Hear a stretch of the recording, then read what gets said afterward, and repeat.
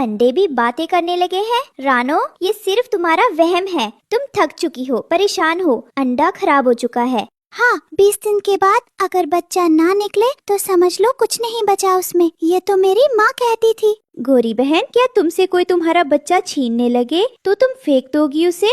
गोरी और हरियाली तोती चुपचाप मुंह बनाकर उड़ जाती हैं, लेकिन रानो चिड़िया अपनी आंखें बंद करके अंडे को धीरे से सहलाती है। मेरे बच्चे, अगर तुम अंदर हो तो मम्मा को एक बार आवाज दो, बस एक बार।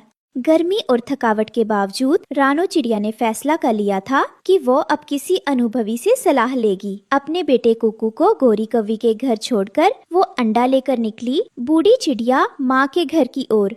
माँ जी, 21 दिन हो गए लेकिन मेरा बच्चा बाहर नहीं आया। बेटी, इस अंडे में ना कोई हरकत है, ना गर्मी, और ना ही ये भारी है। मुझे डर है अंडे में बच्चा शायद मर गया है या फिर अंडा बनते वक्त ही खराब हो गया। नहीं माँ जी, ऐसा मत कहिए। मैंने उस अंडे को कभी अकेला नहीं छोड़ा। रात को बारिश हुई थी तो मैंने अपने पंख फैलाकर उसे भीगने से बचाया। बेटा, ममता अपनी जगह है, मगर प्रकृति के नियम अलग हैं। अगर अंडे से 21 दिन में बच्चा बाहर नहीं आता तो वो अंडा नहीं फूटता। माँ जी, कुछ उपाय दो, कुछ करिए। रानो, आखिरी उपाय है उल्लू दादा। वो विदेश से आया है, शायद वो कुछ मदद कर सके। रानो की आंखों में फिर से उम्मीद की चमक आ गई और वो दोनों अंडा लेकर उल्लू दादा के पास पहुँचे। दादाजी, 25 दिन हो गए मगर बच्चा नहीं निकला। मुझे देखने दो। वो शीशे से अंडा देखता है, फिर एक डंडी से अंडा हल्का मारता है, अंडा फूटता है। मम्मा, मम्मा। मेरी बेटी, मेरी गुड़िया। माँ का विश्वास जीत गया।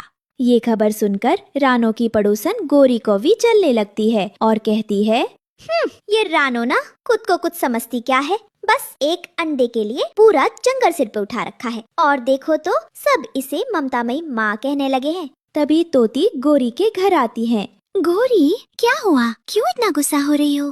क्या बताऊं तोती बहन, वो रानो के खराब अंडे में से एक बच्ची निकल आई है। रानो की ममता और उसकी खुशी देखकर गोरी कौवी का मन अब जलन से भर चुका